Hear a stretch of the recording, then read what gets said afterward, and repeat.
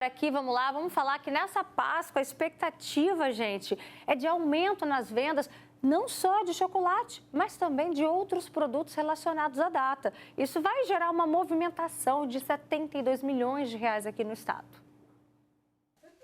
Nesta fábrica de chocolates artesanais, o ritmo é acelerado. Desde fevereiro, a linha de produção opera com 20% a mais de funcionários. O trabalho também acontece aos sábados. Só com ovos de Páscoa, serão 25 mil unidades. Praticamente todos os dias, desde fevereiro, a gente tem trabalhado um pouquinho a mais, né? Temos combinado com o funcionário de vir nos sábados também para fazer, para conseguir dar conta da nossa demanda. Levantamento divulgado nesta quarta-feira pelo Conect Fecomércio prevê aumento de 3,1% nas vendas da Páscoa com relação ao ano passado. A estimativa é que em uma semana sejam movimentados 72 milhões de reais na economia capixaba. Os dados se referem a chocolate, mas também bacalhau e outros pescados, palmito, azeite e ovo de galinha para a torta capixaba e ainda ao movimento nos restaurantes entre sexta e domingo. Quando a gente fala de Páscoa, ele não se restringe somente a um produto, mas uma cesta de experiências, que são produtos e também serviços. Quando o assunto é o preço dos insumos, o ovo de galinha e o azeite estão mais baratos do que na Páscoa do ano passado, 20% e 30%, respectivamente. Já o bacalhau subiu 13% e o chocolate entre 11% e 17%, dependendo do produto. A proibição em fevereiro de comprar cacau da Costa do Marfim, que responde por 41% das importações, inflacionou o mercado.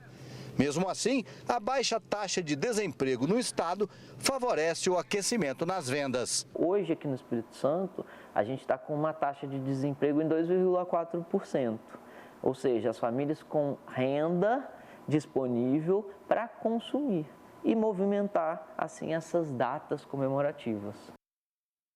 São 2h57. Olha como é que está o tempo lá fora. Abrimos a janela para você dar uma olhada. A quinta-feira é de sol. Olha aí, tem nuvens? Tem, mas fique tranquilo, não tem previsão de chuva. Isso está valendo para todo o estado. Agora faz 30 graus aqui na nossa capital. Tá quente, hein? E 28 graus em Marechal Floriano. E agora chegou o momento do nosso quadro Descomplicando o INSS. Já manda sua pergunta, suas dúvidas, enquanto a gente roda a vinheta.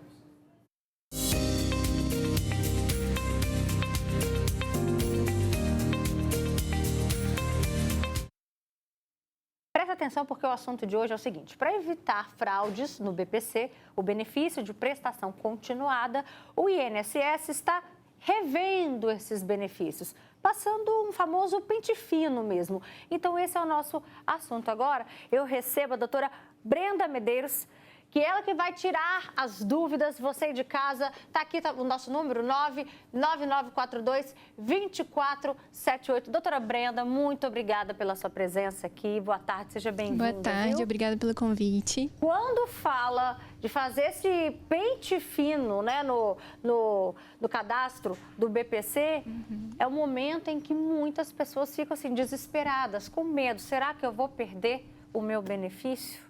Sim, sobre esse assunto, inicialmente é importante esclarecer que o BPC ele não é um benefício definitivo.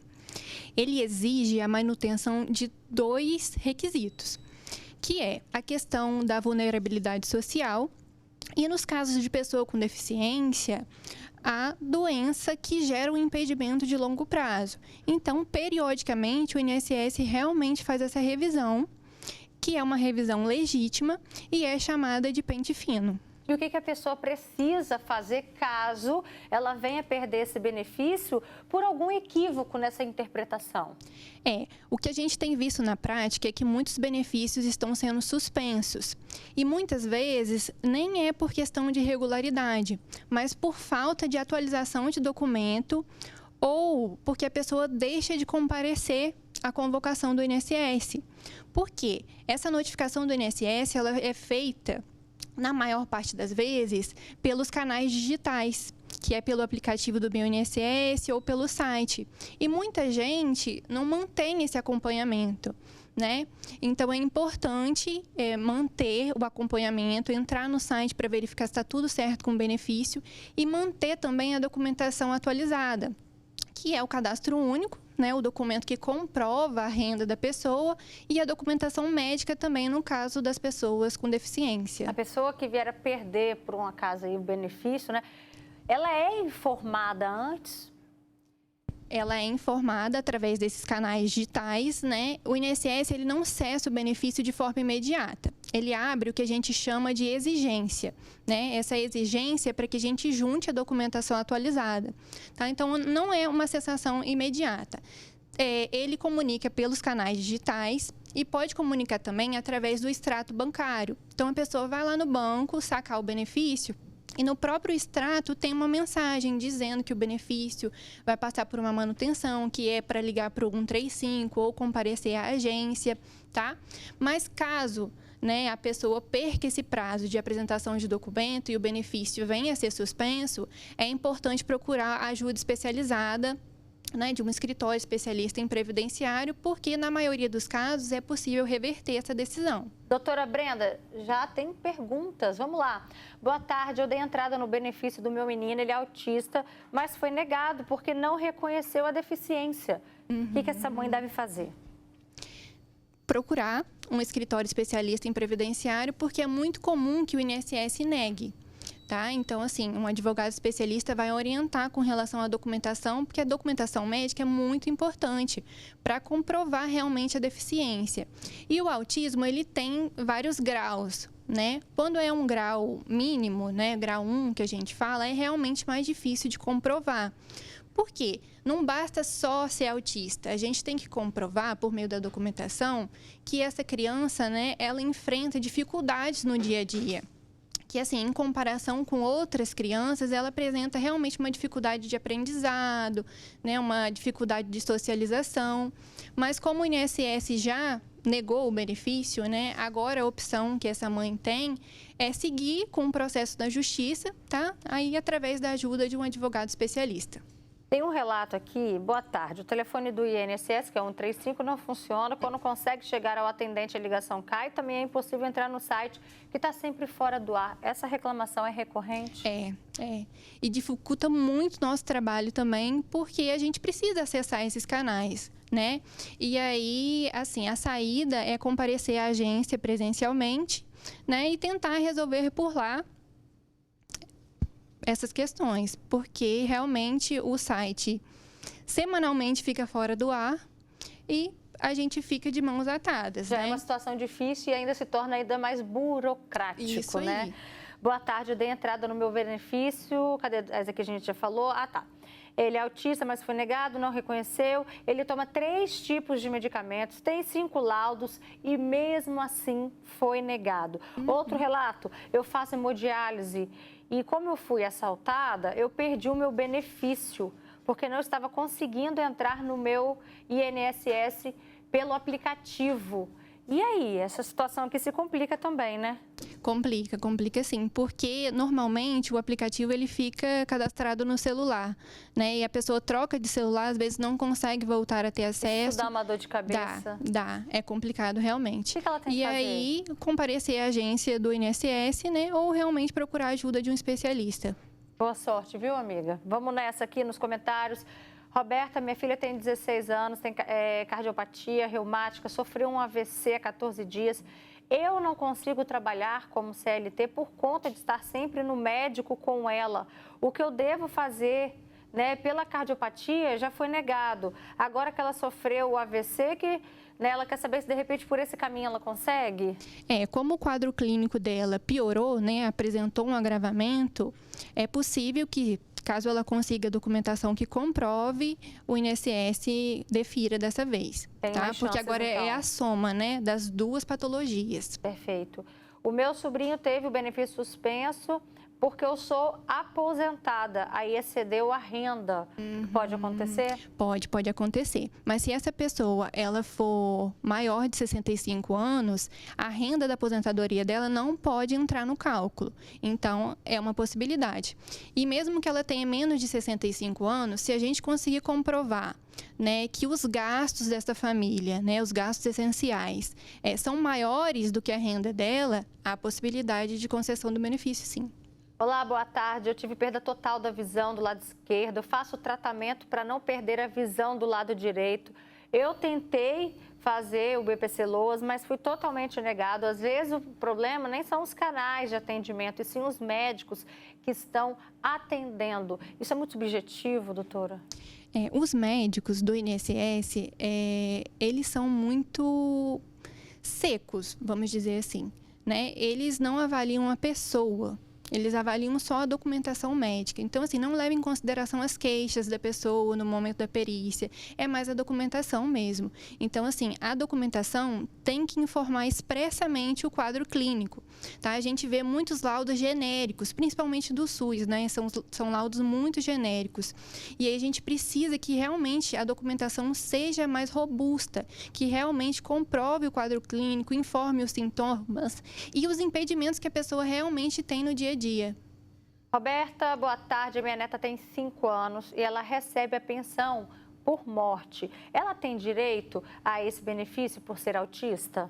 Infelizmente não, porque para receber o PPC, a pessoa ela não pode ter renda nenhuma, não pode auferir renda própria, entendeu? E como ela recebe a pensão, infelizmente não pode acumular com o BPC. Minha filha recebe o BPC, conseguiu quando ainda era menor, agora ela já é maior, mora com o pai do filho dela. Ela pode incluir o esposo no CadÚnico? Ela quer saber se corre o risco de perder o BPC. Olha, se a renda do esposo dela for alta, corre o risco de perder, sim. Tá vendo? Então tem que realmente ter a certeza, né, Sim. antes de pedir essa inclusão. Roberta, boa tarde. Eu estou com minha filha, que é especial, ela recebe o BPC. A mãe dela está como procuradora legal dela e faleceu há 9 meses. O benefício dela está suspenso. O que eu devo fazer? Ela fala o motivo? Não, né? não Só fala, fala que não está fala. suspenso. Tem que entrar no portal do meu INSS, né, pelo site ou pelo aplicativo, para verificar o motivo dessa suspensão. Normalmente o INSS informa, tá? Mas como a mãe faleceu, provavelmente ela deve ter feito um pedido de pensão por morte, né? E aí, como não há possibilidade de acumular esses 2 benefícios, o BPC foi suspenso. Mas realmente tem que verificar no portal o motivo. Chegou uma dúvida aqui muito comum também, gente. Boa tarde, Roberto. Eu tenho um filho que já recebe o BPC. E aí, recentemente, minha filha também foi diagnosticada com autismo, TDAH e outros. De acordo com a lei, minha filha também pode ter direito a receber ou não pode ter 2 filhos recebendo o BPC? Não, pode sim. Não há impedimento para 2 pessoas da mesma família receberem o benefício. Joia. A Graziele também manda uma dúvida para a gente. Eu tenho uma filha autista e foi negado pelo INSS, que falou que o grau dela não permite que ganhe benefício. O grau dela é o grau 2, leve, né? Existe essa questão desse tipo de critério de acordo com o grau do autismo? Sim, sim. É porque, assim, quanto maior o grau, mais impedimento, né, mais dificuldade essa criança enfrenta, né? Normalmente, o grau 1 e 2 são mais leves. Então, assim, a criança, ela consegue conviver, né, na sociedade, consegue interagir com outras crianças, consegue aprender normalmente.